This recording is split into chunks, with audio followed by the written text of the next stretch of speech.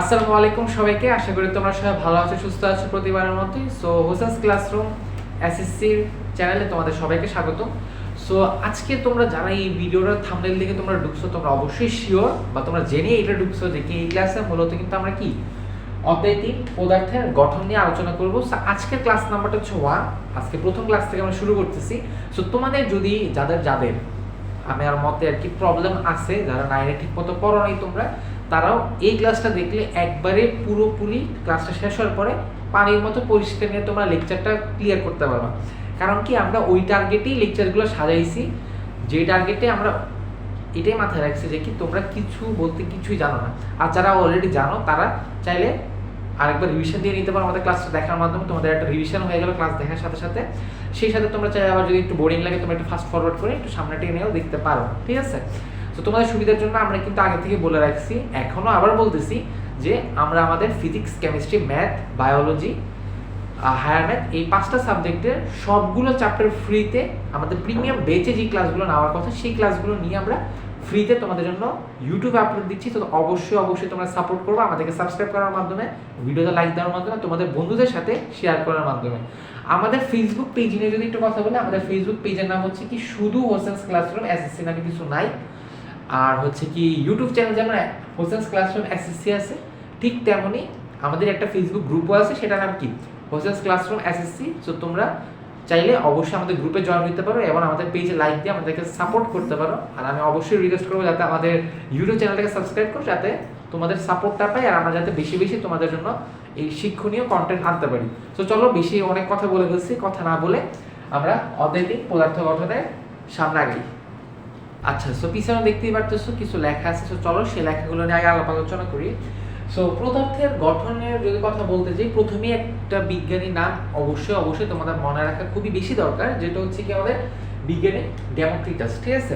বিজ্ঞানী ডেমোক্রিটাস কেন এত বেশি ইম্পর্টেন্ট? কারণ কি আমাদের কেমিস্ট্রির যে সূচনা, মানে অ্যাটম বা পরমাণু থেকে যে সূচনাটা বলি, সেটা কিন্তু মূলত ডেমোক্রিটাসের হাত ধরেই হয়েছে। মানে কি প্রথম যে ব্যক্তিটা অনুমান করছিল বা যে কথাগুলো বলছিল আমাদের পরমাণু নিয়ে, সেটা ছিল কি ডেমোক্রিটাস। সো দেখো, ডেমোক্রিটাস মূলত কি ছিল? একজন গ্রিক দার্শনিক, ঠিক আছে? সো ওনার কথাটা কি ছিল মূলত? যে প্রত্যেক পদার্থের একক আছে, ঠিক আছে? প্রতিটা পদার্থের কি একক আছে? প্রত্যেক পদার্থের, যা অতি ক্ষুদ্র ও অবিভাজ্য। মানে কি প্রতিটা পদার্থেরই কোনো একটা একক আছে, বা লাস্ট পর্যন্ত যে তুমি এমন একটা জিনিস পাবা যেটা সাধারণত কি হবে? অতি ক্ষুদ্র হবে এবং অবিভাজ্য, যেটাকে আর ভাগ করা যাবে না। সাপোজ ধরো এই মার্কারটা, যখন আমি এটাকে কাটলে তোমার কি এতটুকু ধরে আমি কাটলাম সাদা অংশটা, সেটা আরেকটু কাটবো, আরেকটু কাটবো, কাটতে এমন একটা পর্যায়ে নিয়ে যাবো যেটা অতি ক্ষুদ্র হবে, আর যেটা হবে কি মার্কারের একক এবং কি সেটাতে এটা অবিভাজ্য। এটাকে বলছে আমাদের বিজ্ঞানী ডেমোক্রিটাস। কোত্থেকে ছিল? উনি গ্রিক দার্শনিক ছিল। আর উনি যে এই যে জিনিসটা বললাম না, যে সাপোজ মার্কারের একটা জিনিস নিলাম, কাটতে একবারে লাস্ট অংশ গেছে, যেটা কি অতি ক্ষুদ্র এবং এই মার্কারের একক, সে সাথে কি অবিভাজ্য, ওই জিনিসটার নাম দিছে কি আমাদের ডেমোক্রিটাস, নামটা কি দিছে? অ্যাটম, ঠিক আছে? আশা করি এতটুকু জিনিস ক্লিয়ার। এরপরে যদি যাই আরেকটা বিজ্ঞানী নাম, এটাও খুবই ইম্পর্টেন্ট, বেশি আমাদের মনে রাখতে হবে, প্রায় সময় এমসিকিউতেও আসে, সেটা হচ্ছে কি John Dalton. So John Dalton হচ্ছে মূলত কি 1803 সালে উনি একটা কথা বলছে, উনি বিভিন্ন পরীক্ষা নিরীক্ষা করছে আর কি। সো উনি পরীক্ষা নিরীক্ষা করার পরে উনিও একই কথাই বলতেছে প্রায়, দেখো যে প্রতিটি পদার্থ অজস্র ক্ষুদ্র ও অবিভাজ্য কণার সমন্বয়ে গঠিত। আবার যদি দেখো প্রতিটা পদার্থ, ধরো এটা একটা পদার্থ, প্রতিটা পদার্থ অজস্র ক্ষুদ্র ও অবিভাজ্য কণা, অজস্র ক্ষুদ্র ও অবিভাজ্য কণা মিলে কিন্তু এই পুরোটা একটা মার্কার আসছে, তাই না? সো এই ঘুরে ফিরে কিন্তু একই কথা না, যে অতি ক্ষুদ্র, অজস্র ক্ষুদ্র এমনকি অবিভাজ্য কণার সমন্বয়ে গঠিত। সো মূলত হচ্ছে কি আমাদের জন ডাল্টন কি করছে? 1903 সালে কথাটা বলছে, 1803 সালে কথাটা বলছে, এবং সেই সাথে কি ডেমোক্রিটাসের প্রতি সম্মান দেখানোর, মানে কি দেখায় বলতে পারো যে কি ডেমোক্রিটাস যে নামটা দিছিল অ্যাটম, তিনিও মানে আমাদের জন ডাল্টন যে উনিও সেম নামটা দিচ্ছে, কি দিচ্ছে? অ্যাটম। এই যে সবচেয়ে কি ক্ষুদ্র যে জিনিসটাকে আমরা বলি, সো এই অ্যাটম শব্দটা হচ্ছে কি একক কণাটার নাম আর কি। এই যে এখানে লিখছে না যে প্রতি পদার্থের একক আছে, সেই এককটার নাম কি? অ্যাটম। আর এই অ্যাটম অর্থ কি? পরমাণু। সো এই হচ্ছে মূলত কি পরমাণু কিভাবে আসছে বা কোন বিজ্ঞানী মাধ্যমে পরমাণু নামটা আসছে আমাদের কাছে, সেটার একটা ছোট ব্যাখ্যা। তো আশা করি এই জিনিসটা তোমার পুরোটা ক্লিয়ার। বাই চান্স পরীক্ষা যদি আসে এরকম, এটা আসার চান্স খুবই কম, বাট তাও যদি এরকম প্রশ্ন আসে যে কি তোমার পরমাণুর নামকরণের ইতিহাস লেখা বা ইতিহাস বলো, এরকম টাইপ কোনো প্রশ্ন, তাহলে তুমি ইজিলি এতটুকু লেখা লিখলে ইজিলি ছোট একটা নাম্বার পেয়ে যাবে। ক্ষয়ের জন্য আসতে পারে আসলে, কিন্তু চান্স খুবই কম। এছাড়াও অনেক ইম্পর্টেন্ট প্রশ্ন আছে আর কি আসার মতো, ঠিক আছে? তো চলো পরবর্তী আমরা দেখি কি আছে আর। আচ্ছা, সো পিছনে দেখতে পাচ্ছ আরো কিছু লেখা চলে আসছে। সো এগুলো নিয়ে যদি কথা বলতে যাই, আমরা প্রথমে দেখি কি লেখা, যে মৌলিক পদার্থ। তো মৌলিক পদার্থের সংজ্ঞা খুবই সহজ একবারে, তাও তোমাদের জন্য একটু লিখে দিচ্ছি যে যেই পদার্থকে ভাঙলে ওই পদার্থ ছাড়া অন্য পদার্থ পাওয়া যায় না, ঠিক আছে? মানে কি, সাপোজ তুমি যে কোনো একটা পদার্থ নিলা, ভাঙার পরে দেখছো ওই পদার্থ ছাড়া আর কোনো পদার্থ নাই, তাহলে সেটাকে আমরা ইজিলি কি বলতে পারি, মৌলিক পদার্থ, ঠিক আছে? যেমন ধরো কি এখানে আমরা যে সংকেত লিখছি, তোমরা সংকেত যারা অলরেডি 9 এ পড়ছো এই চ্যাপ্টারটা, তারা হয়তো বুঝতেই পারতেছো সংকেতগুলো দেখে যেগুলো কিসের সংকেত, বা যারা একবার নতুন বা অনেক প্রবলেম আছে তারা হয়তো এখনো কনফিউশনে আছো। তোমাদের জন্য একটু বলে দিই, এগুলো হচ্ছে কি সংকেত নিয়ে বা প্রতীক নিয়ে, এগুলো আসলে প্রতীক আর কি। সো প্রতীক, সংকেত এগুলো নিয়ে আরেকটু পরে আলোচনা করবো, আমরা এই ক্লাসে আলোচনা করবো। এখন যদি হালকা একটু বলে রাখি, hydrogen, nitrogen, oxygen, sulphur, calcium, এই লেখাগুলো আর কি, এগুলো লিখছি আমরা। তো এগুলোকে যদি আমরা হাইড্রোজেনকে তুমি ভাঙবা, তখন কিন্তু হাইড্রোজেন ছাড়া আর কোনো মৌল পাবা না, বা ইজিলি, তাই না? বা ধরো তুমি নাইট্রোজেন নিলে, নাইট্রোজেন ভাঙলে কিন্তু শুধু নাইট্রোজেনই পাবা। সেই জন্য এগুলোকে কি বলা হয়, মৌলিক পদার্থ। তো কিছু কিছু জিনিস এমসিকিউর জন্য খুবই বেশি গুরুত্বপূর্ণ, এগুলো অবশ্যই মাথায় রাখতে হবে। যেমন কি মোট মৌল হচ্ছে কত, 118টা। আর আমাদের প্রকৃতিতে পাওয়া গেছে কয়টা, মূলত 98টা মৌল। আর বাকি যে 20টা মৌল সেগুলো আমরা ল্যাবরেটরি তৈরি করছি, ল্যাবরেটরি বা ল্যাব যেটাই বলা না কেন, বা গবেষণাগারে।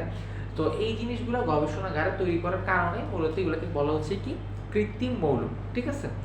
আর লাস্টের এই জিনিসটাও মাথায় রাখবে, এই জিনিসটা প্রায় সময় এমসিকিউতে আসে যে আমাদের শরীরে কয়টা মৌল আছে। তো আমাদের শরীরে আছে কয়টা, 26টা মৌল, এটাই আর কি। তো এগুলো হচ্ছে গিয়ে মৌলিক পদার্থ নিয়ে কথাবার্তা। তো মৌলিক পদার্থের পরে কি আসতে পারে আমাদের, যৌগিক পদার্থ, তাই না?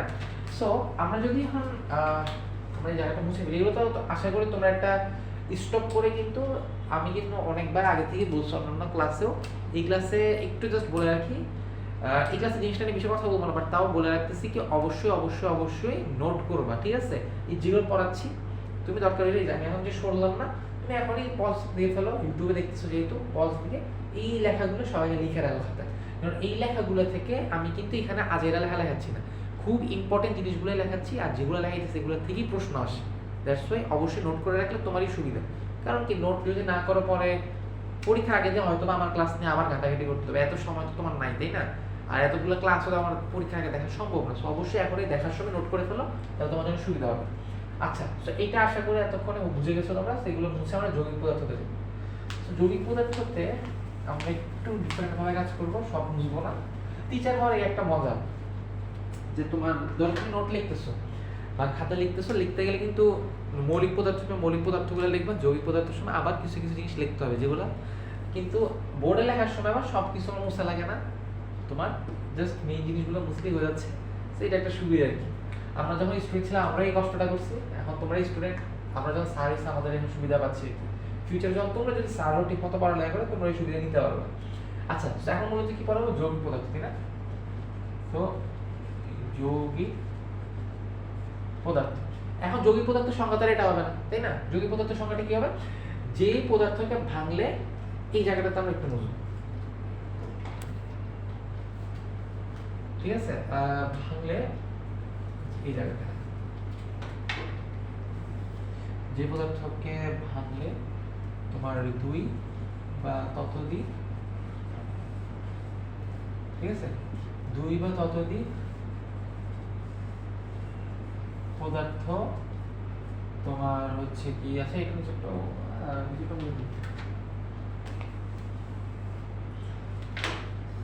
পদার্থ পাওয়া যায়, এগুলোকে মূলত কি বলা হয়, যৌগিক পদার্থ, ঠিক আছে? তার মানে কি বুঝলাম, যে পদার্থকে ভাঙলে 2 বা ততোধিক পদার্থ পাওয়া যায় সেগুলোকে আমরা কি বলি, যৌগিক পদার্থ। সো উদাহরণস্বরূপ যদি আমি বলতে যাই, সাপোজ ধরো পানি, ঠিক আছে, ধরো পানি নিলাম, আর পানির সংকেত কিন্তু কম বেশি তোমরা সবাই জানো। যারা একবারে নতুন বলতে কি কেমিস্ট্রিতে তোমরা ঠিকমতো পড়ো নাই বা খুব খারাপ অবস্থা, তারাও হয়তো এটা জানো যে পানির সংকেত কি, H2O, খুবই কমন একটা জিনিস, এগুলো কিন্তু 6-7 এর বাচ্চারাও জানে। পানির সংকেত কি, H2O, তাই না? আর H2O এর বেলায় দেখো তো তুমি এখানে কয়টা কি আছে, হাইড্রোজেনের যে 2 লেখা না, তার মানে কি 2টা হাইড্রোজেন আছে। তোমাদের জন্য একটু বাংলায় লিখলাম, 2টা হাইড্রোজেন আছে, আর কয়টা অক্সিজেন বলো তো? একটা অক্সিজেন না, অক্সিজেনের সাথে কোনো দুই বা কোনো কিছু লেখা আছে বলো তো? দ্যাটস মিন কি হবে? একটা অক্সিজেন। তুমি বলো এখানে মূলত কি দুইটা হাইড্রোজেন একটা অক্সিজেন, সো দুইটা পদার্থ আছে না, দুইটা পদার্থ মিলে কি এই পদার্থটা তৈরি করতেছে না, পানি নামে পদার্থটা। দ্যাটস ওয়াই এটা কি হবে? যৌগিক পদার্থ। মানে যৌগিক পদার্থ আমরা বলে রাখছি দুই বা ততোধিক পদার্থ পাওয়া যায়। সো এইটা একটা পদার্থ, এটা একটা পদার্থ, এই বিভিন্ন ভিন্ন ভিন্ন পদার্থ মিলিয়ে কিন্তু এই পানিপথ নামক পদার্থটা তৈরি করতেছে। তাই এই কারণেই মূলত পানিকে কি বলে সাধারণত? যৌগিক পদার্থ। সো এই জিনিসটাকে তুমি এরকমও লিখতে পারো যে তোমার 2:1 অবস্থায় আছে, মানে কি ওই যে দুইটা হাইড্রোজেন আর একটা অক্সিজেন, সো 2:1 অবস্থায় পানি তৈরি হয়। আরেকটা যদি এক্সাম্পল দিতে ধরো চক, ঠিক আছে? চকে বলতো কি কি আছে, তোমরা তোমরা একটু কমেন্ট করে জানাও। পানির মধ্যে না আমি বললাম যে আচ্ছা হাইড্রোজেন আছে অক্সিজেন আছে, চকের মধ্যে কি কি আছে এটা কিন্তু তোমাদের বই থেকে নেওয়া, ঠিক আছে? এই এক্সাম্পলটা চকের এক্সাম্পলটা তোমাদের বই থেকে নেওয়া। অবশ্যই অবশ্যই তাড়াতাড়ি কমেন্ট করে জানাও যে চকের মধ্যে কোন কোন পদার্থগুলো আছে।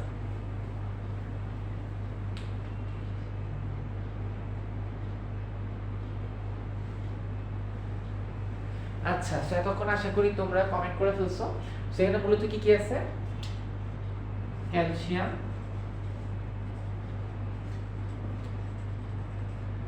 পরে হচ্ছে কি আছে? কার্বন, আর কি আছে বলো? আরেকটা পদার্থ, আরেকটা তাড়াতাড়ি বলো।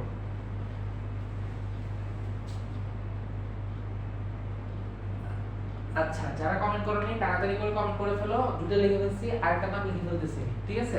সো ক্যালসিয়াম আছে, কার্বন আছে, আরেকটা কি আছে? অবশ্যই অক্সিজেন আছে, অক্সিজেন। আচ্ছা, সো এই আর কি মূলত দুটো এক্সাম্পল দিলাম, পানি আর চকের। তো এইগুলোকে মূলত আমরা কি বলি? যৌগিক পদার্থ, ঠিক আছে? সো যৌগিক পদার্থর কথা হইলো, মৌলিক পদার্থের কথা হইলো। এখন আমরা ডিফারেন্ট কিছু জিনিসপত্রে যাব, সো যেগুলো হচ্ছে পরমাণু আর অণু নিয়ে, ঠিক আছে? সো চলো ওগুলাতে যাওয়া যাক। আচ্ছা, সো এরপরে যদি আমরা আগাই, আমরা কিন্তু বলছিলাম কি অণু আর পরমাণু নিয়ে আলোচনা করবো, তাই না? সো পরমাণু নিয়ে তোমরা হালকা একটা ধারণা কিন্তু পেয়েই গেছো একটু আগে, যে তোমার জন ডাল্টন আর ডেমোক্রিটাস কি বলছে পরমাণু কাকে বলে এই সে নিয়ে। তো এখন যদি অণু নিয়ে কথা বলতে চাই, অণু নিয়ে দেখবে কি লেখা, যে তোমার দুই বা ততোধিক পরমাণু পরস্পরের সাথে রাসায়নিক বন্ধনের মাধ্যমে যুক্ত থাকলে তাকে কি বলে? অণু বলে। আর তোমাকে একটা এক্সাম্পল দিলে তুমি হয়তো আরো বেশি ভালো মতো বুঝবা, ঠিক আছে? এক্সাম্পল যদি দিতে যাই, সাপোজ তোমার হাইড্রোজেন, একটা এক্সাম্পল দিতে হলো যে কি H2, ঠিক আছে? H2 মানে কি তোমার বলতে পারো যে কি হাইড্রোজেন হাইড্রোজেন বন্ধনের মাধ্যমে, মানে কি দুইটা হাইড্রোজেন একসাথে যুক্ত থাকার মাধ্যমে কি তৈরি হচ্ছে? H2টা, তাই না? আর এইখানে খেয়াল করে দেখো দুই বা ততোধিক পরমাণু, সো এখানে কি একটা আর দুইটা, তাহলে কি দুইটা পরমাণু না? পরস্পরের সাথে রাসায়নিক বন্ধনের মাধ্যমে, সো এখানে যে বন্ধনটা এগুলোকে সাধারণত আমরা রাসায়নিক বন্ধন বলে থাকি। যেমন এই বন্ধনটাকে আমরা অন্য একটা বন্ধন বলি সিগমা বন্ধন, ওগুলো অন্য হিসাব, তোমরা এখন ক্লিয়ার হবে না। 12 নাম্বার চ্যাপ্টারে গেলে সিগমা বন্ধন পাই বন্ধন নিয়ে অনেক কিছু শুনবা তোমরা। এখন আপাতত এটা মাথায় রাখো যে একটা যে আরেকটার সাথে যুক্ত হচ্ছে সেগুলো কি মূলত রাসায়নিক বন্ধনের মাধ্যমে যুক্ত হচ্ছে, ঠিক আছে? তো রাসায়নিক বন্ধনের মাধ্যমে যুক্ত থাকলে তাই কি বলি আমরা? বেসিক্যালি অণু বলি। তার মানে কি, যদি আমি বলি এখন হাইড্রোজেন, এটা কি? এটা কিন্তু একটা পরমাণু। বলেছে অক্সিজেন, কি এটা? পরমাণু। কার্বন, এটা কি? পরমাণু। যেই মুহূর্তে আমি তোমাকে বলবো H2, মানে দুইটা আছে না, তার মানে কি বলবো এখানে? এগুলো কিন্তু অণু। O3, এটা অণু। O3 কি জিনিস? এটা ওজোন গ্যাস আছে, এটা অন্য হিসাব। আচ্ছা, ওজোন গ্যাস কথা পরে বলবো, আপাতত O2 হিসেবে দেখো। O2 মানে কি? অণু। তোমাকে বলি C2, সেম কি হবে? এগুলো একটা অণু হবে, ঠিক আছে? তার মানে কি দুইটা বা ততোধিক, মানে দুই বা দুইয়ের অধিক পরমাণু একসাথে যুক্ত থাকলে রাসায়নিক বন্ধনের মাধ্যমে কি বলতেছি আমরা? অণু। আর নরমাল অবস্থা তো আমরা জানি কি হবে? পরমাণু হবে, তাই না? আচ্ছা, তো এরপরে যদি আমরা আগাই, ডাস্টারটা, হ্যাঁ ডাস্টারটা পাইছি। সো এই জায়গাগুলো আশা করি ক্লিয়ার হয়ে গেছে, জায়গাগুলো মুছে দিই।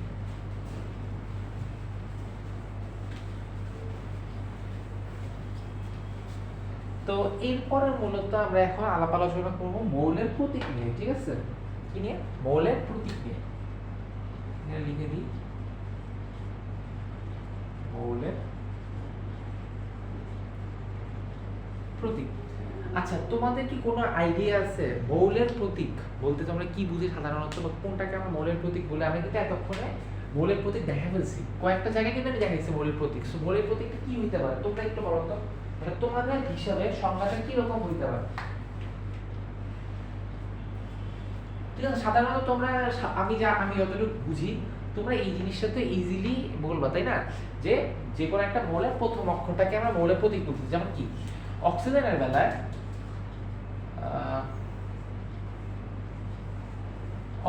আমরা কি লিখছিলাম? ও, তাই না? তো এই ও পরে দেওয়া আমি আচ্ছা ইংলিশ লিখলে আর ক্লিয়ার হবে। হাইড্রোজেনের জন্য আমি কি নিচ্ছি? প্রথম অক্ষরটা কি নিচ্ছি? এইচ, হাইড্রোজেনকে প্রকাশ করার জন্য এগুলোকে সাধারণত আমরা প্রতীক বলি, ঠিক আছে? ক্লাসের শুরু দিয়ে কিন্তু আমি বলছিলাম যে একটু পরে যাওয়ার পরে কিন্তু আমরা প্রতীক নিয়ে আলোচনা করবো, তাই না? সেই প্রতীকটা নিয়ে কিন্তু এখন মূলত আলোচনা করতেছি আমরা। তো এই কথাটাকে যদি আমরা একটু সংজ্ঞাকারে লিখতে যাই, সংজ্ঞা যদি আসে পরীক্ষায় যে মৌলের প্রতীক কাকে বলে, তাহলে তুমি কিন্তু অবশ্যই এটা লিখতে পারো যে কোন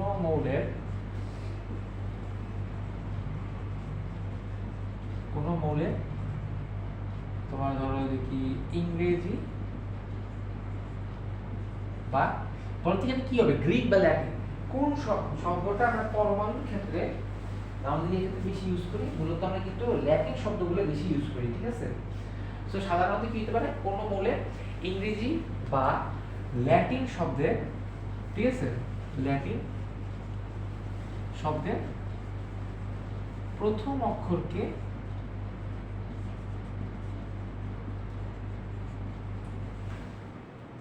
আচ্ছা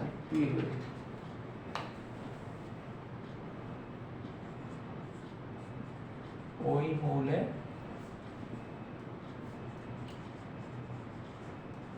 প্রতীক বলে, ঠিক আছে? তার মানে কি বুঝলাম? কোন মৌলের ইংরেজি বা ল্যাটিন শব্দের প্রথম অক্ষরকে ওই মৌলে কি বলে? প্রতীক বলে সাধারণত এটা, ঠিক আছে? চলো আমরা কয়েকটা এক্সাম্পল দেখাই। এক্সাম্পল একটু আগে দেখাইছি, এখনো যদি এক্সাম্পল দেখাইতে যাই আমরা কি দেখাবো?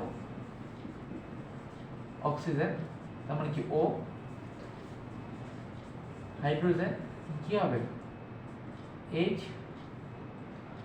পরে ধরো আর কি বলা যায়, কত কিছু আছে, কার্বন প্রথম অক্ষর নিয়ে আমরা কি হচ্ছে? সি, ঠিক আছে? এখন কথা হচ্ছে কি এগুলোতে সাধারণত কিছু কিছু জায়গায় একটু চেঞ্জ দেখা যায়। কোন কোন জায়গায় চেঞ্জ দেখা যায় সেটা নিয়ে যদি একটু দেখাই তোমাদেরকে, ধরো কয়েকটা নিয়ম আছে, ঠিক আছে? তো প্রথম যেটা সেটা কি, যে প্রথম অক্ষরটাকে তো আমরা কি বলতেছি? মৌলের প্রতীক বলতেছি, তাই না? কয়েকটা কিন্তু দেখাইছি, এটা হচ্ছে প্রথম একটা নিয়ম। সেকেন্ড একটা নিয়ম হচ্ছে সাপোজ ধরো তোমার কার্বনের যদি কথা বলতে চাই, ধরো কার্বনের সি আছে, ক্লোরিনও সি আছে, ক্যালসিয়ামও কি সি আছে না? তিনটা মৌলের ভিতর খেয়াল করে যাবে তো প্রথম অক্ষর কি? সি না? এখন তোমরাই বলো, যদি আমরা এমন একটা কাজ করি যে প্রথম অক্ষরগুলোই আমরা যেভাবে সিলেক্ট করতে চাই সেই হিসেবে যদি সিলেক্ট করতে যাই তাহলে আমাদের কি আসবে বলো তো? এখানেও সি, আচ্ছা এখানে কি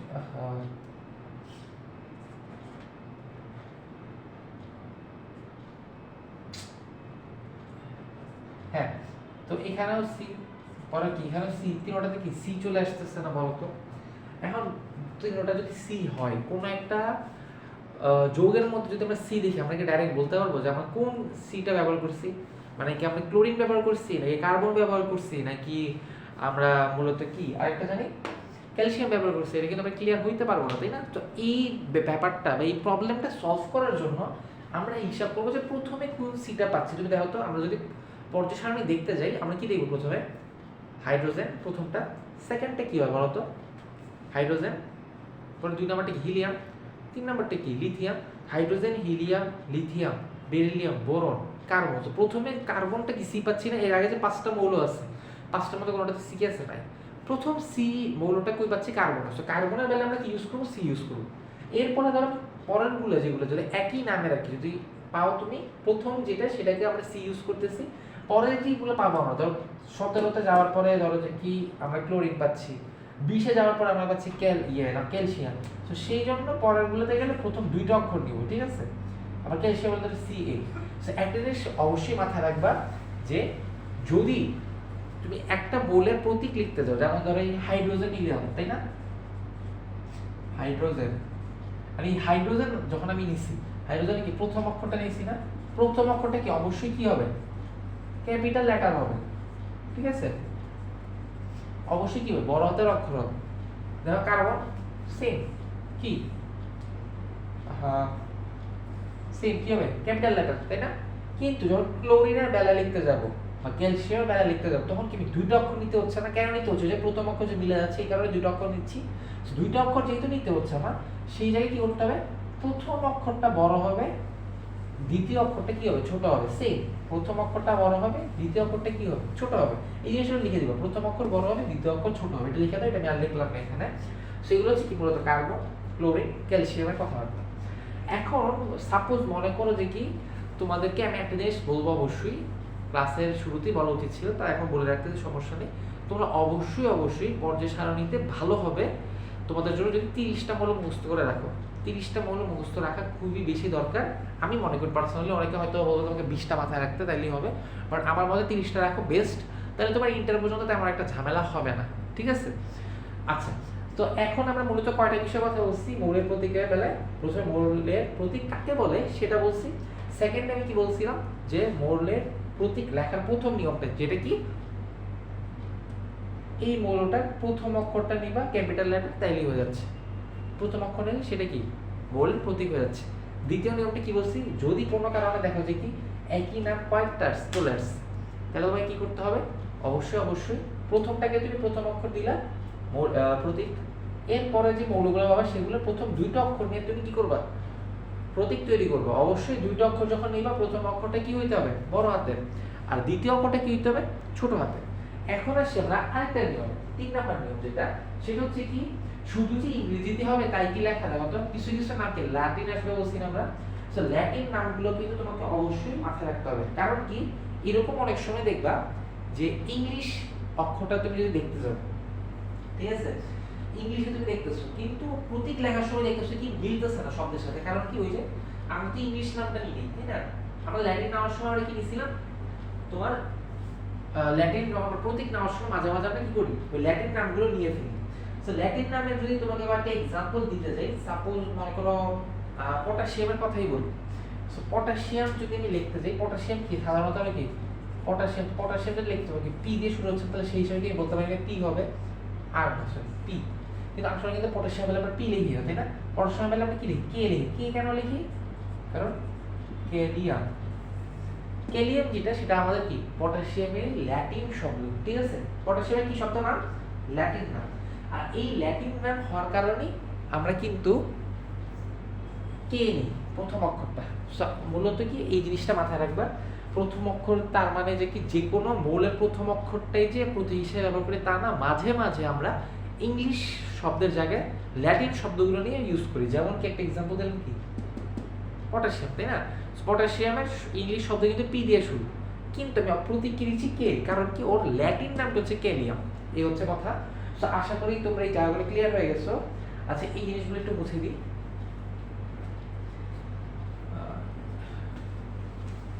হ্যাঁ, সো এই জিনিসগুলোতে তোমরা কি কাজ করবে, এই যেভাবে বলছি কথাগুলো নোট করে রাখবা। সেই সাথে একটা কাজ করবে, আমি তো জাস্ট খালি কি করছি, ল্যাটিনের জন্য একটা দেখিছি না, ক্যালসিয়াম। এছাড়া কিন্তু সোডিয়ামের বেলাও সেম কাজ হয়। এছাড়া আবার মনে করো মার্কারির বেলাও সেম ল্যাটিন শব্দগুলো ইউজ করা হয়। সো অবশ্যই তুমি তুমি একটা কাজ করবে কি, বইয়ের মধ্যে খুললে দেখবে তুমি মূলত তোমার কয়টা 1 2 3 4 5 6 7 7 থেকে 10টা বা 12টা এরকম পাবা। বেটার হবে কি তুমি খাতার মধ্যে নোট করে রাখবা যে ল্যাটিন নামের প্রতীক কোনগুলো ব্যবহৃত করা হয়, ঠিক আছে? তাহলে তুমি আরো বেশি ক্লিয়ার হয়ে যাবে, কারণ কি নোট দেখার সময় বারবার তোমার চোখে পড়বে। সো ওই জিনিসগুলো নিয়ে কনফিউশন হবে না তুমি পরীক্ষার হলে যাওয়ার পরে, ঠিক আছে? তো চলো এরপরে যেগুলো আছে, আশা করি তোমরা অনুপরমাণু নিয়ে তোমাদের টপিক নিয়ে পুরো ক্লিয়ার। যদি বাই চান্স যদি একটু কোনো প্রবলেম থাকে, তাহলে আমি একটু রিকোয়েস্ট করবো তোমরা একটু পিছিয়ে যাও, পিছিয়ে যে ভিডিও আবার শুরু থেকে একটু দেখে আসো, তাহলে তুমি হয়তো বা অবশ্যই ক্লিয়ার হয়ে যাবে। কারণ এরকম অনেক সময় হয় যে আমরা একবার শুনলে কোনো একটা স্যারের লেকচার বা কোনো একটা ভাইয়ের লেকচার একবার শুনলে নাও বুঝতে পারি, দুইবার শুনলে হয়ে যায় এনাফ। তো আশা করি তোমরা যদি একটু প্রবলেম হয়ে থাকে বাই চান্স কারো তোমরা একটু পিছিয়ে গেলেই ক্লিয়ার হয়ে যাবে। আর এছাড়াও যদি তোমার তাও দেখো কোনো প্রবলেম আছে, আমাদের ফেসবুক পেজ আছে হোসেনস ক্লাসরুম, এখানে দেখতে। আচ্ছা এটা বুঝতে দিচ্ছি না, তাই না? আচ্ছা, তাই সমস্যা নেই।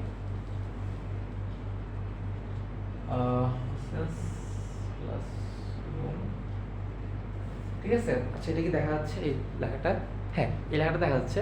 সো অবশ্যই তুমি হোসেনস ক্লাসরুম, আমাদের একটা ফেসবুক পেজ আছে, সেই শুধু হোসেনস ক্লাসরুম, ঠিক আছে? হোসেনস ক্লাসরুম ফেসবুক পেজে গেলে মেসেজে আমাদেরকে যে কোনো প্রবলেম বলতে পারবো তুমি, আমরা অবশ্যই সর্বত্র চেষ্টা করি সাথে সাথে সলভ করে দেওয়ার। এছাড়াও আমাদের গ্রুপ আছে, সো গ্রুপে হয়েও জয়েন হয়েও তুমি, গ্রুপের নামটা অবশ্যই কী হবে আবার হোসেনস ক্লাসরুম এসএসসি, যেমন ইউটিউব চ্যানেলের নাম কিন্তু হোসেনস ক্লাসরুম এসএসসি, ফেসবুক গ্রুপের নাম হোসেনস ক্লাসরুম এসএসসি, পেজটার নাম শুধু হোসেনস ক্লাসরুম, কারণ কি ওটার আন্ডারে হোসেনস ক্লাসরুমের এইচএসসি বেচও আসতো, দ্যাটস ওয়াই পেজ একটাই রাখছি আমরা। গ্রুপ আর ইউটিউব চ্যানেল তোমাদের জন্য আলাদা করে রাখছি, সো যে কোনো প্রবলেম হলে তোমরা গ্রুপে বলো বা পেজে অবশ্যই আমাদের সাথে যোগাযোগ করতে পারবা, ঠিক আছে? তো চলো আমরা সামনে আগে। আচ্ছা, তো এখন আমরা তুমি দেখতেই পাচ্ছ বোর্ডের পিছনে আমরা কি লিখছি মূলত যে পরমাণুর ভেতরের কণা। তো আমরা এখন এগুলো নিয়ে একটু ডিসকাস করব। সো প্রথমেই এই জিনিসগুলো, এখন যে জিনিসগুলো বলবো এগুলো কিন্তু খুবই খুবই খুবই পরিমাণে বেশি ইম্পর্টেন্ট, আর এগুলো খুবই বেশি মনোযোগ দিয়ে শুনবা। তুমি যদি একবার নতুন হয়ে থাকো, পুরানো হয়ে থাকলে তো আশা করি তুমি জানো অলরেডি, কারণ কি এগুলো কিন্তু তোমার পুরো কেমিস্ট্রি জুড়েই এই জিনিসগুলো আছে, ঠিক আছে? এই জিনিসগুলো আজকে যা শিখাবো এখন, এইটার কথাবার্তা তুমি এই ক্লাসে তো প্রতিটা চ্যাপ্টারেই পাবা, মানে কি 4, 5, 6, 7, 8 প্রতিটা চ্যাপ্টারেই পাবা। সেই সাথে ইন্টারে যখন উঠবা সেখানে কেমিস্ট্রি, এমনকি ফিউচারে যদি তুমি যদি ইউনিভার্সিটিতে যে কেমিস্ট্রিতে পড়ো সেখানেও তুমি এগুলো নিয়ে অনেক শুনবা। সো খুব মনোযোগ দিয়ে শুনবো, ঠিক আছে? আগে থেকে আমি এটা ডিসক্লেমারের মতো বলে রাখলাম যে মনোযোগ দিয়ে শুনতে হবে। আচ্ছা, প্রথমেই 3টে জিনিস, ঠিক আছে? এগুলো কি পরমাণুর ভিতরের কণা। আমরা আমাদের যে ডেমোক্রিটাস বা ডাল্টনের কথাটা যদি আমরা খেয়াল করি, কি বলছিল? পরমাণুগুলা অনেকগুলো ক্ষুদ্র ক্ষুদ্র, সাধারণত পদার্থগুলো অনেক ক্ষুদ্র ক্ষুদ্র কণা দ্বারা তৈরি, অবিভাজ্য কণা, যেগুলোকে আমরা কি বলি? পরমাণু। এই পরমাণুর ভিতরে 3টা কণা থাকে সাধারণত, আর অনেক আছে বাট সাধারণত 3টা থাকে। সেগুলো কি কি? প্রোটন, ইলেকট্রন আর কি নিউট্রন, ঠিক আছে? সো প্রতিটা নিয়েই ডিটেলসে এখন আমি কথা বলবো, যাতে করে তোমাদের প্রতিটা নিয়ে ক্লিয়ার থাকে ধারণাগুলা। আর এগুলা থেকে কিন্তু অবশ্যই এমসিকিউ আসতে পারে, সো ইম্পর্টেন্ট আছে মোটামুটি ভালোই। সো ইলেকট্রন নিয়ে যদি প্রথমে কথা বলতে যাই, ইলেকট্রনে কি বলছি?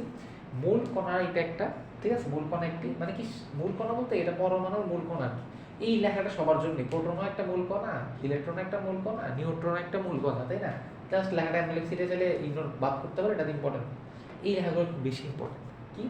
আধান বা চার্জ। আজকে থেকে এটা মাথায় রাখবা, কেমিস্ট্রির মধ্যে তুমি আধান নাম শোনো বা চার্জ নাম শোনো, যেটাই শোনো না কেন দুটোটা দ্বারা একই জিনিস বুঝায়। আধান দ্বারা যেটা বুঝায়, চার্জ দ্বারাও কি একই জিনিস বুঝায়, ঠিক আছে? সো এই ইলেকট্রনের আধান বা চার্জ হয় কি নেগেটিভ বা ঋণাত্মক। সো নেগেটিভের বাংলা শব্দের ঋণাত্মক, এটাও আমরা জানি। আবার আমরা মাইনাস দ্বারাও প্রকাশ করতে পারি।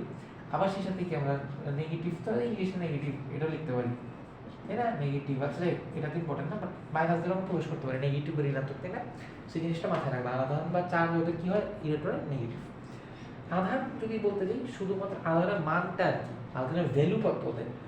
আধানের চার্জটা হয় নেগেটিভ, মানটা কত হয়? মানটা হচ্ছে কি মাইনাস, না মানে নেগেটিভ -1.6 × 10⁻−19। এই জিনিসটা মাথায় রাখবে। এটা কি? ইলেকট্রনের আধান। ইলেকট্রনের আধান কি এখানে কি মাইনাসে না? এটা কি এই মাইনাসটা এখানে লিখছিলাম যে নেগেটিভ হয়, কি কত হয় মানটা? এটা কি সাধারণত ই দ্বারা প্রকাশ করা। তার মানে কি আমি যদি এই জিনিসটা বোঝানোর পরে থেকে যে কোনো জায়গায় এই ক্লাস বলো বা ভবিষ্যতের যে কোনো ক্লাসে যদি আমি ইউজ করি এই কেমিস্ট্রি বলে, তুমি তাহলে বুঝবে কি এটা আমাদের ইলেকট্রন হওয়ার চান্স সবচেয়ে বেশি। ইলেকট্রনের কথাই বলতেছে দেখে আমি লিখছি এইভাবে, ঠিক আছে? সেটাকে ছোট হাতের ই দ্বারা প্রকাশ করা হয়, ঠিক আছে? এতটুকু তো ক্লিয়ার তোমরা, তাই না? আচ্ছা, এরপরে যদি আমরা দেখতে যাই, কি দেখবো নিচে দেখা তো ভর লেখা। এটার ভর কত? 9.11 × 10⁻⁻28 গ্রাম। এই ভরটা মাথায় রাখবে, এমসিকিউর জন্য ইম্পর্টেন্ট, এটা এমসিকিউর জন্য ইম্পর্টেন্ট। আপেক্ষিক আধান কত? -1 ধরা হয়। এদের আপেক্ষিক ভর 0, কারণ কি সাধারণত প্রোটন নিউট্রন থেকে ওরা 1840 গুণ কম হয়। মানে কি 1840 গুণ, এই প্রোটন আর নিউট্রনের যে ভর তার থেকেও 1840 গুণ কম হওয়ার কারণে সাধারণত আমরা ইলেকট্রন ভরটাকে 0 ধরে থাকি। কারণ কি তোমার প্রোটন নিউট্রন ওগুলোর ভরও খুবই নগণ্য। ওগুলোর থেকেও যদি আরও 1840 গুণ কম হয়, তার মানে তো এটা প্রায় 0ই বলা যায়, তাই না? এগুলো হচ্ছে কি মূলত আমার ইলেকট্রন নিয়ে পুরো A to Z কথাবার্তা। আশা করি ইলেকট্রনে কোনো প্রবলেম থাকবে না তোমাদের। এই ইলেকট্রন, প্রোটন, নিউট্রন 3টা জিনিস কিন্তু ফিউচারে অনেক বেশি ইম্পর্টেন্ট, সব জায়গায় আমরা কেমিস্ট্রিতে পাবো। এখন থেকে অবশ্যই ক্লিয়ার করে রাখবে, ঠিক আছে? আর কোনো কিছু যদি আবার ক্লিয়ার না হয় বললামই, একটু পিছিয়ে থেকে আরেকবার দেখে আসবো, তুমি অবশ্যই ক্লিয়ার হয়ে যাবে। আচ্ছা, এরপর আমরা যাই প্রোটন নিয়ে কথা বলি, ঠিক আছে? সো প্রোটন নিয়ে যদি কথা বলতে যাই সব কিছু কি মোছা লাগবে, এই জায়গাটা একটু মোছা লাগবে,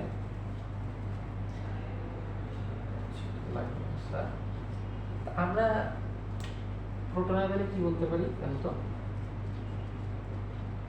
এটা একটা মূল কণা আছে, ঠিক আছে? এটা আধান বা চার্জ কি হবে দেখো, প্রোটন আর electron most of the time একটা আরেকটা অপোজিট হয়। ইলেকট্রন কি মাইনাস ছিল না নেগেটিভ, তাহলে এটাকে আমি কি বলতে পারি? ধনাত্মক বা পজিটিভ, তাই না? আচ্ছা, এটার আধানের মানটা কত হবে? ওইটা কত ছিল? মাইনাস 1.60 ইনটু 10 টু দি পাওয়ার ছিল, তাই না? তো ওইটা যদি হচ্ছে এখানে কি মাইনাস লেখাটা কি লিখছিলাম, আমার এখানে কিন্তু একটা মাইনাস 19 হবে। আমার ঠিক খেয়াল নেই একটু আগে লিখছি নাকি, যদি না লেখা থাকে তোমরা বসাই নিও, ঠিক আছে? ইলেকট্রনের ক্ষেত্রে আগে বলতেছি। সো প্রোটনের ক্ষেত্রে কি হবে? এটার আধান বা চার্জ ধনাত্মক বা পজিটিভ, তাহলে এখানে কি মাইনাস হবে না, এখানে কি হবে? পজিটিভ ছিল, প্লাস। তাহলে মানে কি আবার প্রোটনের আধান কি plus 1.6 into 10 to the power minus 19। এটা কি দ্বারা প্রকাশ করা হয়? এটা সাধারণত আমরা পি দ্বারা প্রকাশ করি, পি দ্বারা প্রকাশ করা হয়, ঠিক আছে? আচ্ছা, এটার ভর কত হতে পারে? এটার ভর যদি আমরা দেখতে যাই, আমরা সাধারণত বলে থাকি আর কি আমাদের 1 পয়েন্ট আছে, এটা একটা বুঝি, ঠিক আছে? 1 পয়েন্ট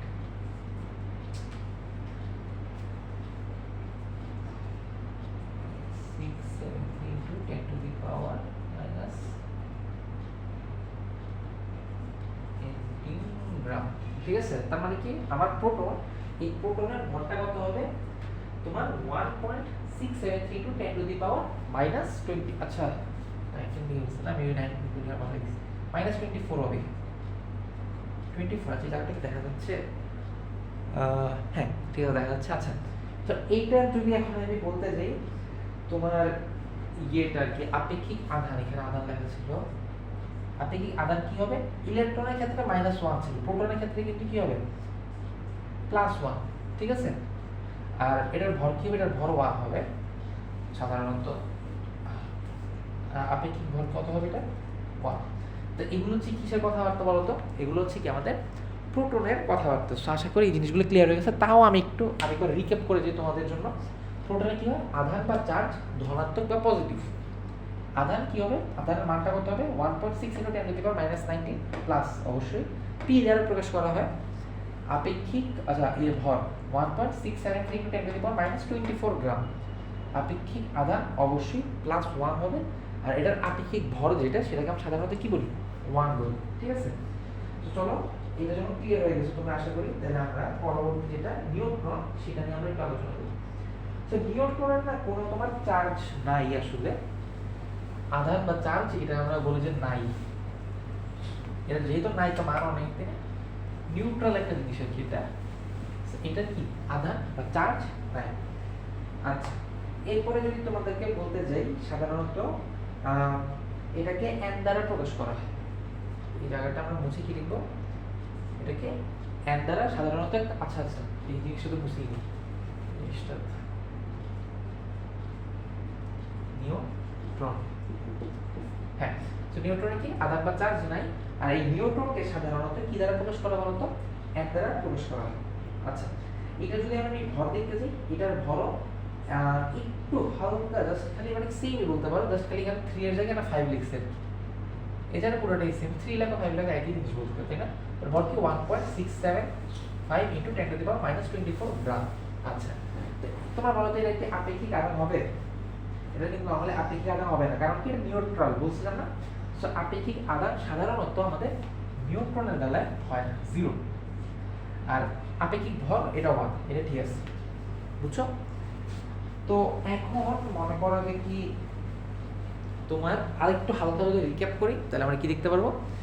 নিউট্রনের বেলায় মূল কণিকা এটা তো ঠিক আছে, আধান বা চার্জ ওদের নাই, তাই এটার কোনো মানও নাই। আচ্ছা, m দ্বারা এটাকে প্রকাশ করা হয়, আর এটার ভর কত? 1.675 ইনটু 10 টু দি পাওয়ার -24 গ্রাম। আপেক্ষিক ভর আপেক্ষিক ভর হচ্ছে 1, আপেক্ষিক আধান হচ্ছে 0, ঠিক আছে? সবগুলা আমাদের যে মৌলগুলো আছে 118টা মৌল, সবগুলোতে প্রোটন আছে, নিউট্রন, প্রোটন আছে, ইলেকট্রন আছে। নিউট্রন 117টাতে আছে। কোন একটা মৌল যেটার মধ্যে নিউট্রন নাই, এইটা এমসিকিউতে আসতে পারে, খুবই ইম্পর্টেন্ট। কি আসতে পারে প্রশ্নটা আরেকবার বলি, নিচের কোন মৌলটাতে নিউট্রন নেই? অ্যান্সার হবে কি হাইড্রোজেন। এই হাইড্রোজেনে কোনো কিন্তু নিউট্রন নেই, এটা মাথায় রাখবে, ঠিক আছে? নিউট্রন নাই, তো অবশ্যই অবশ্যই তোমাদের নোট খাতা লিখে রাখবে। এগুলো যা লেখাই দিতে সব কিন্তু নোট খাতা লিখবা, মাস্ট, ঠিক আছে? সো এই হচ্ছে কি আমাদের প্রোটন, ইলেকট্রন আর নিউট্রন, ঠিক আছে? তো আশা করি প্রোটন, ইলেকট্রন, নিউট্রন সবগুলো জিনিস নিয়ে তোমরা একবারে ক্লিয়ার হয়ে গেছো। তো চলো আমরা সামনে পারমাণবিক সংখ্যা ওই টপিকটা নিয়ে ডিটেলসে আলোচনা করি।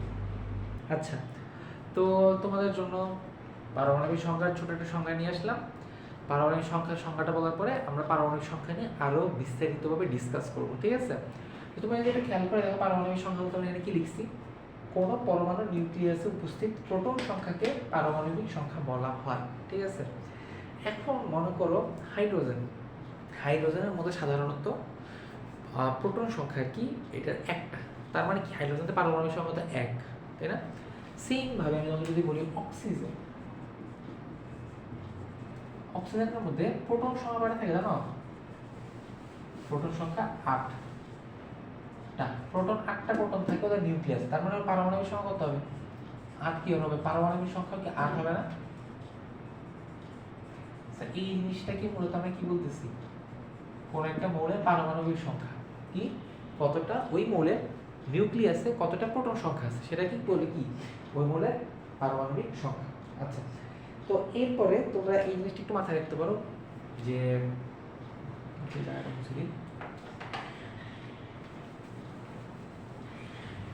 পারমাণবিক সংখ্যাকে সাধারণত জেড দ্বারা কি করা হয়, প্রকাশ করা হয়, ঠিক আছে? জেড দ্বারা প্রকাশ করা হয়।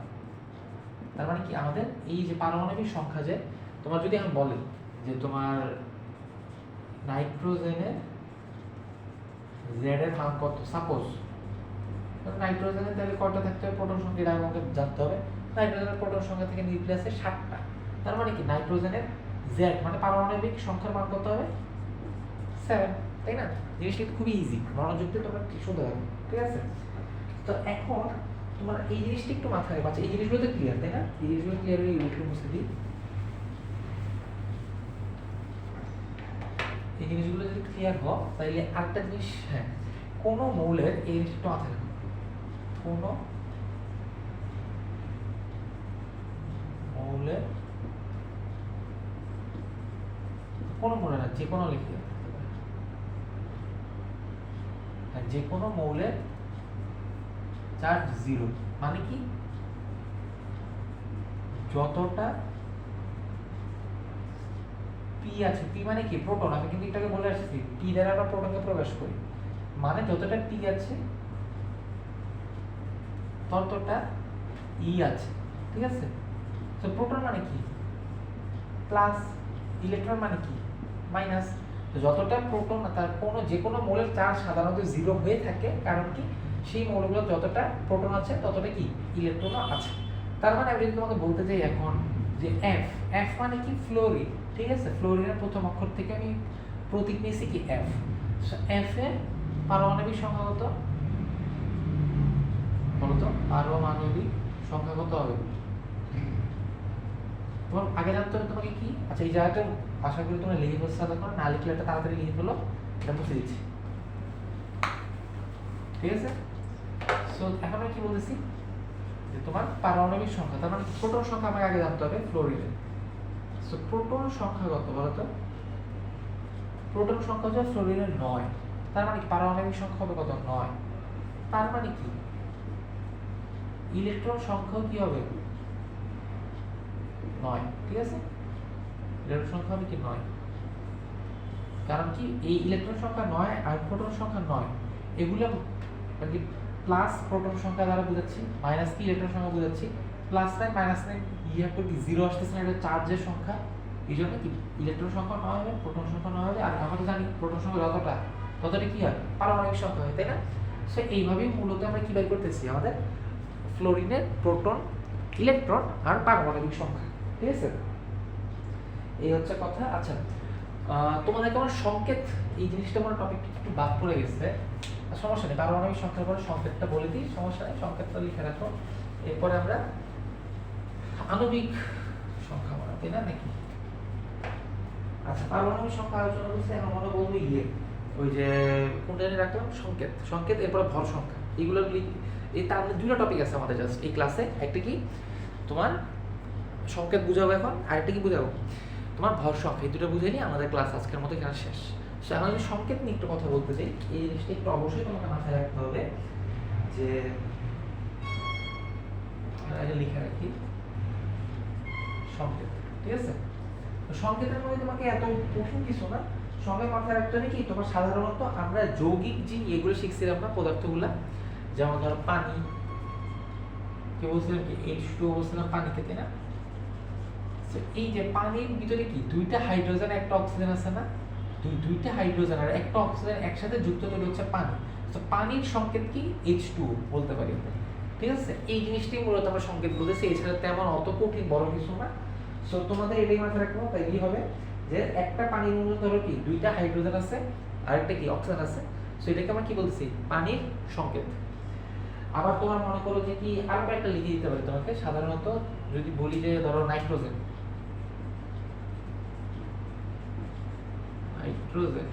নাইট্রোজেনকে ধরো আমি N2 বলছি। নাইট্রোজেনের সংকেত N2 মানে কি দুইটা নাইট্রোজেন পরমাণু মিলে নাইট্রোজেন অণু তৈরি করতেছে, নাইট্রোজেনের সংকেত এটা। এখন তোমাকে যদি আমি বলি যে হাইড্রোক্লোরিক অ্যাসিড, এখানে কি থাকে, H থাকে একটা Cl, HCl মানে কি হাইড্রোজেনের একটা পরমাণু, ক্লোরিনের একটা পরমাণু, দুটো যুক্ত হয় কি HCl তৈরি করতেছে, যেটা মানে কি হাইড্রোক্লোরিক অ্যাসিড। হাইড্রোক্লোরিক অ্যাসিডের সংকেত কি HCl। এমন যদি বলি যে সালফিউরিক অ্যাসিড, কি বলতে পারি তোমার H2SO4, এটা কি তোমার সালফিউরিক অ্যাসিডের সংকেত। একইভাবে তোমাকে যদি আমি বলতে পারি যে অ্যামোনিয়ার সংকেত লাগে, অ্যামোনিয়ার সংকেত কি হবে NH3, ঠিক আছে? তো এইগুলোই মূলত কি আমাদের সংকেতগুলো বলতেছি আমরা। তো এখন তোমাদের প্রশ্ন যদি থাকে যে ভাইয়া যে সংকেত কয়টা আছে আমাদের কেমিস্ট্রিতে মোট, তো সংকেত অনেক আছে, হাজার হাজার সংকেত আছে। তো তোমাদের শিখতে শিখতে প্র্যাকটিস করতে করতে তোমরা জেনে যাবে, ঠিক আছে? তো এগুলোকে মূলত আমরা কি বলতেছি, সংকেত বলতেছি, ঠিক আছে? সো সংকেত ক্লিয়ার। এখন আমাদের লাস্ট টপিক আমাদের ক্লাসে, যেটা হচ্ছে কি আমরা ভর সংখ্যা নিয়ে এখন আলোচনা করব, ঠিক আছে? সো ভর সংখ্যার ইম্পর্টেন্ট কথাগুলোকে লিখে ফেলি, এরপরে আমরা শুরু করবো ক্লাসটা। আচ্ছা, সো ক্লাসের একবারে লাস্ট করে চলে আসলাম লাস্ট টপিক নিয়ে, যেটা কি ভর সংখ্যা, ঠিক আছে?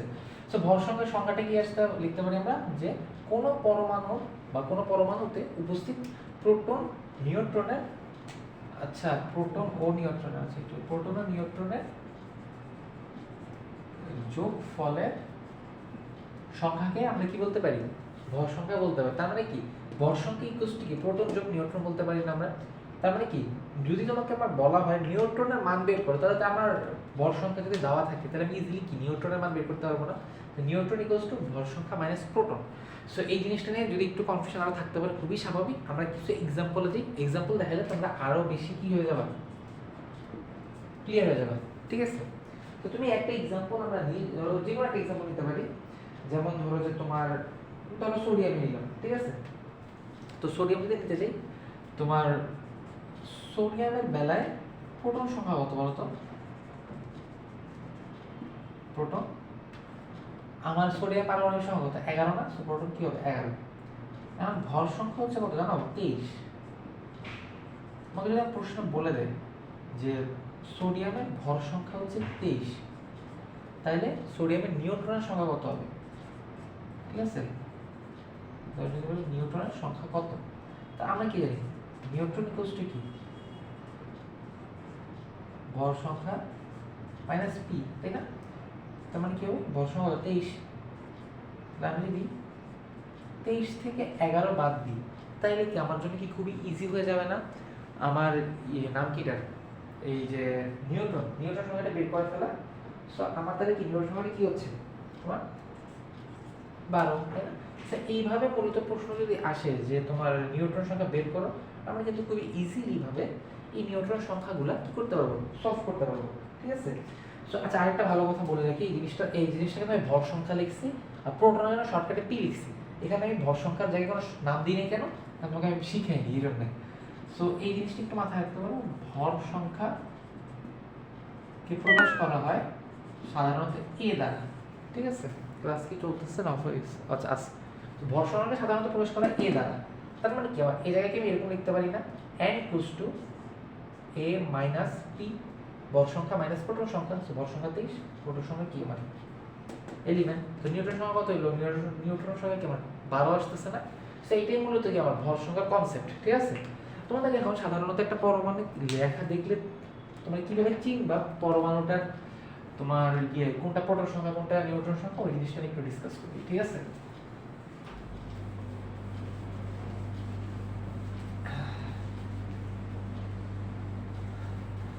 হ্যাঁ, সাপোজ তোমাকে বললাম যে এন এ উপরে দিলাম 23 আর নিচে ধরো দিলাম 11, তার মানে কি বুঝবা? এই 23 দ্বারা বুঝেছে কি ভর সংখ্যা, আর এই এলিমেন্ট দ্বারা বুঝাচ্ছি কি পারমাণবিক সংখ্যা বা প্রোটন সংখ্যা, যাই বলি না কেন, পারমাণবিক বা প্রোটন। ঠিক আছে না? তো এই যে কোনো একটা মৌলের এই পাশে বাম পাশের উপরের দিকে কি থাকে সবসময় ভর সংখ্যা থাকবে, এটা শিওর একবার ফিক্সড। আর নিচে সবসময় বাম পাশে নিচে কি থাকবে সবসময় পারমাণবিক বা প্রোটন সংখ্যা, এটাও একবারে কি ফিক্সড। তাহলে আমাকে তুমি যদি 30 থেকে 11 মাইনাস করে 12 আসতেছে, তো 12 কি আমার ইজিলি আমি পেয়ে যাবো না আমার নিউট্রন সংখ্যা।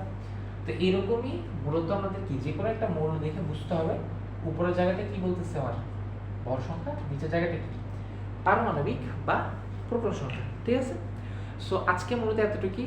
আশা করি তোমরা এই ক্লাসটা করার পরে খুব বেশি পরিমাণে ক্লিয়ার হইছো এই কনসেপ্টটা নিয়ে, পদার্থ বা পরমাণু অণু এগুলো নিয়ে।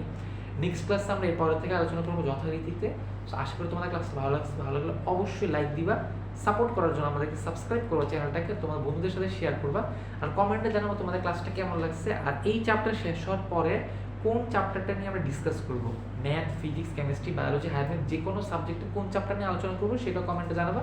সাথে সাথে আমরা যেই চ্যাপ্টারের কমেন্টে বেশি পাবো, আমরা যেই চ্যাপ্টারটা নিয়ে মানুষ বেশি বলতেছে সেই চ্যাপ্টারটা নিয়ে আমরা এই চ্যাপ্টার শেষ হওয়ার পরে সেই চ্যাপ্টারটা আমরা আপলোড দেওয়া শুরু করবো। ঠিক আছে, তো ভালো থেকো সবাই, দেখা হবে পরবর্তী ক্লাসে। আমাদের যাতে তোমাদেরকে হেল্প করতে পারি, তোমাদের জন্য নতুন নতুন ক্লাস বানাইতে পারি, অবশ্যই সাপোর্ট করবা সাবস্ক্রাইব করার মাধ্যমে। আর ফেসবুক গ্রুপ হোসেনস ক্লাসরুমে এসএসসিতে অবশ্যই জয়েন হয়ে যাবা, হোসেনস ক্লাসরুম পেজে অবশ্যই লাইক দিয়ে রাখবা, চ্যানেলটা সাবস্ক্রাইব করবে। দেখা হবে পরবর্তী ক্লাসে। আসসালামু আলাইকুম।